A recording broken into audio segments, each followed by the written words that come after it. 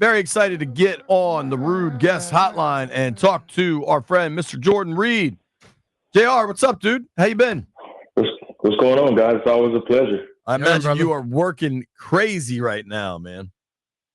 Yeah, I mean, I'm going through my 7-round mock draft, trying to knock that out and finish up my final rankings, man. So it's fun times. When does the 7th round drop? April 21st. Oh, wow. Okay, awesome. Monday. So, dude, let's start at the top. It seems like it's Cam Ward, and then the big question is Shadeur. It seems like it's Ward, Carter, Hunter in some capacity, and then Shadeur floating around out there. What do you think happens? Yeah, I mean, I think at the top, I think it's a foregone conclusion, excuse me, as far as Cam Ward going number 1 overall to Tennessee just because of the need that they have at quarterback. I don't think they want to go into another year with Will Levis, and then it gets really interesting after that with Cleveland and the Giants. If they're just sticking to their board and taking the best players available, I think it will be Hunter and Carter in somewhere fashion, some order, and then after that, that's where things get really interesting as far as where Shadeur could end up going, especially if the Raiders or the Saints don't take a quarterback at 6 or 9. Really, the only other obvious spot to me to where he could match is 21 at Pittsburgh. So it gets really interesting, not just from a quarterback perspective, but with the lack of marquee talent at the top of this year's draft. Unlike what we saw in last year's draft, I think we're going to hear a lot of surprise names in round 1. Yeah, it's funny because I think the draft is like strong, especially at certain positions, but not really top heavy and not quarterback driven like so many are. And because of that, I feel like when we get to, next Thursday night, there's going to be what seems like a lot of big surprises. Yeah, I agree. And that's what happens when it's not really a quarterback driven draft, especially like what we saw last year. We had 6 guys go inside of the top 12. This draft class is very different. There's a lot of mix and match as far as where the strengths are in this year's position. And then the lack of marquee talent at the top of the draft is going to make for a lot of fun surprises. Well, like the draft, the quarterback position always pushes it. But the more people get very good quarterbacks, well, let's say we have 24 great quarterbacks in the draft one year, 26 already in the league. Are they going to ever start looking at other positions? Because the quarterback can't win by himself. You know what I mean? Yeah, I mean, I think so. I think a receiver has already become a premium position. In my honest opinion, I think receiver and defensive tackle over the past decade or so, those positions have really become at the forefront. What I call the magical 4 of those premium spots, receiver, offensive tackle, corner, and then defensive end. Historically, those have been your 4 premium positions, but now defensive tackle as well as receiver have really become premium positions. That's why we're seeing these guys go so early. And it's very rare to see those guys at those positions really hit the open market, especially receiver and defensive tackle as well. So I think you're right, BMitch, as far as some of these other positions being prioritized, especially when we're talking about surrounding the quarterback. And for Washington's sake, they have to figure out a way to maximize Jaden Daniels just because he's not going to be cheap forever, especially if he keeps playing the way that he played during his rookie season. So I think they've done a good job of trying to maximize that window already, bringing in Laremy Tunsil, Deebo Samuel, and then some of the other additions that they have made this offseason. So how do they maximize them in the draft? What is kind of the next step? It's 29th pick. It's hard to know what you're going to do, but what are you projecting? The great thing for them is that they really can just really sit and wait and allow the board to fall to them, similar to what they did last year, and really just take the best player available. I don't think they need to be locked into one position. Honestly, whether it's offense or defense, I think they're clear. They have a clear need at edge rusher. But then also, I would like to see them add another receiver as well. And, it's not a great draft for wide receivers, but I think that really works in Washington's favor just because in previous seasons or previous years, we've seen multiple guys go inside of the top 15. But this year, we could get maybe 1 or 2 receivers go inside the top 15. So there's going to be a lot of guys on the board at the back end of the first round if Washington does want to go wide receiver. But also running back. I think running back is another area where they could look to address early as well.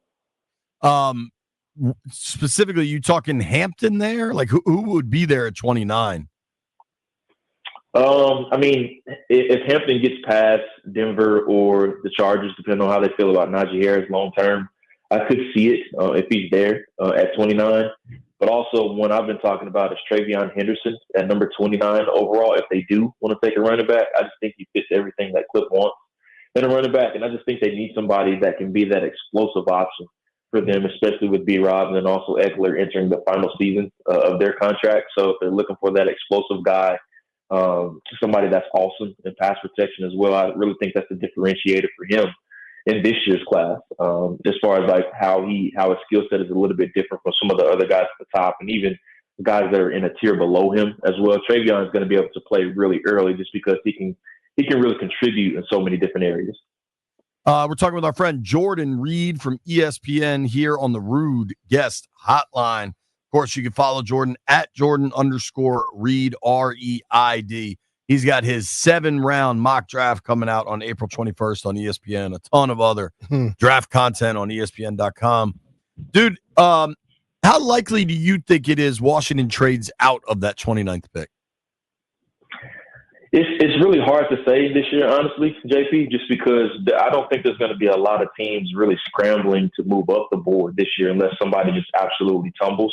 And, you know, I've been discussing this with my colleagues and telling everybody as well, the same player that you pick at 10 is going to be the same quality of player that you get really at 45 or 50 in this year's draft. It's just the quality of players really the same. It's not like, I keep bringing up last year's class, but we knew there was so much superstar talent at the front end of last year's class, and this class just really isn't like that. So if you're looking to build out your roster, this really is the class for that. So the tricky part for Washington is I don't know if anybody's going to be scrambling to move up to 29 for them to have the opportunity to even trade back. I think you look at it, though, the quarterback always pushes. You got one quarterback in the draft and some others. I don't know many people are going to be moving that far up to get done these quarterbacks and giving you a great haul to get them. You know what I mean? Yeah. I mean, that's why you're hoping if you're Washington, you're crossing your fingers that somebody has a low first round grade on Jackson Dart or, you know, Tyler Shuck or even somebody like that, one of those quarterbacks, or even Milroe, who's getting some late first round, early second round buzz. So somebody wants to come back into the first round, like Cleveland, and then also the Giants, your top 2 picks at the top of the second round. If one of those teams want to come up to get one of those guys at the back end of the second round, the back end of the first round, that's what you're crossing your fingers for if you're Washington. Do you think there's any way Shadeur, like how far could he really slip? I don't see him slipping past Pittsburgh, honestly. I honestly would be shocked by that if he ends up making it that far.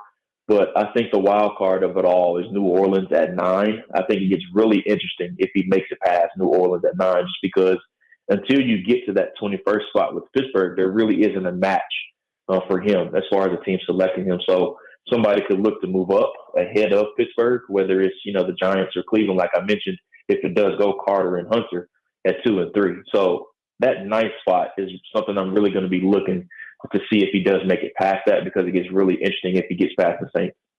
It's kind of interesting in a way. It reminds me a little bit of the Dwayne Haskins draft when Washington took him. But if Washington hadn't, there were real questions about like where he might go later because there just weren't quarterback needy teams. You know what I'm saying? Obviously, that went a different direction. Honestly, even with Dwayne, though, like, there were some pretty split opinions on his. To me, Shadeur's tape should matter more, and it seems like it doesn't, which kind of surprises me. When he played football, he was very good at it, and I know maybe it's not the strongest arm, but it just seems like the Sanders family circus is impacting that perhaps more than it should. Yeah, I mean, like I tell everybody, you can't have preconceived notions when you're grading a prospect. Right. Let's just grade the player on the field. And if we're just grading the player on the field, I definitely think Shadeur is a first-round worthy prospect. But when you're talking about taking a quarterback top 5, you want them to have those upper echelon tools. Those are where teams really chase those tools inside of the top 5, and there's just really split opinions about that. But I mean, the accuracy, the ball placement, the poise, he has plenty of translatable traits to be a productive starter on the next level. It's just a matter of how high you view his ceiling as being on the next level. Yeah, I get all that. I mean, I wonder about him throwing quick outs against pro corners. That's my question for that arm strength. But beyond Shadeur and whatever happens, that's going to be fascinating to watch. And you got Deion tweeting at the Saints and stuff. It's just crazy. But for Washington, I'm with you. I think a lot of fans would like to see a couple of home run hitters, like whether it's just true speed, athletic guys at the running back position, the wideout position, either or. I think by losing De'Ami Brown, they've kind of lost that like real 9-route guy. Not that Terry can't be that, but you'd like somebody to complement him with that speed. Give me some day 2, day 3, whether they're backs or receivers that you like, that you think Washington might be able to kind of identify. Those that can take it to the house? Yeah, man. Yeah, I mean, there's a ton on day 2, and then also day 3. Jalen Noel out of Iowa State is one that I like quite a bit. That could be that home run guy down the field. He's a little bit undersized. He's about 5'10", but he's real rocked up, has a real rocked up, solid body, really good at the catch point as well, catches everything. I thought he was really good at the Senior Bowl, one of the more productive players there, and he really silenced a lot of critics during his performance there as well. I think he ends up going probably late second, early third, so they may have to target him a little bit earlier if what they want to, if they do end up wanting to get him. So Jalen Noel is one. Ty Felton out of Maryland, somebody I have a 4th-round grade on. He's somebody that's really exciting. He got off to a really good start last season, and then they had some inconsistencies at quarterback. Yeah. And, that caused his numbers to taper off a little bit. So he's definitely one. But, if you're looking for somebody on day 3, Dante Thornton Jr. out of Tennessee is somebody that's really my intriguing guy, dude. as well. Yeah, I mean, big guy, 6'4", 205 pounds, ran 4.3 at the combine. So he has all the things that you want.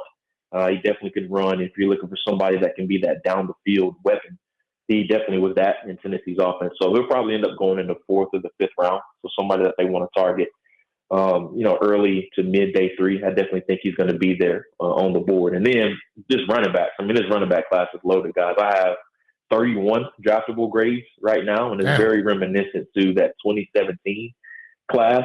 We don't have the high-end marquee talent that one had. And if you remember, that was the Leonard Fournette, Christian McCaffrey, Dalvin Cook, Joe Mixon, Alvin Kamara. The list goes on and on with that class as far as how loaded it was. I think the depth is very similar to that class. And there was 30 running backs drafted in that one. I think we could get at least 30 drafted in this year's class. But if you're looking for somebody that has some speed, Bashal Tutin is one of Virginia Tech. I think he'll probably end up going in 3rd or the 4th round. He's somebody that's really intriguing. Just has to clean up the ball security. Jaden Blue out of Texas is somebody that's really exciting as well. That zone scheme runner that can be that dynamic guy as far as being a home run hitter. And then one of my favorites is Brashard Smith out of SMU. He reminds me a lot of Tyrone Tracy, and we saw what he was able to do during his first season with the Giants. So they can have their pick of the litter as far as what type of bat that they want, but if they're looking for that home run hitter that can create those explosive plays, there's going to be a lot of guys probably in that 3rd or 4th round range. 3rd or 4th round? Question for you, specific to the 2017 draft. Obviously, that was loaded with guys we knew from incredible college careers. Is Genty considered a brighter prospect than any of those guys? I mean, like, just thinking back on it, like Fournette and McCaffrey were dudes, man. And I mean, Genty's a dude, but Fournette was so good, and McCaffrey was really good as well, just because of his versatility. And I think Genty, he's not as good of a prospect as Bijan and Saquon, in my opinion. Okay, but he's a tier below that.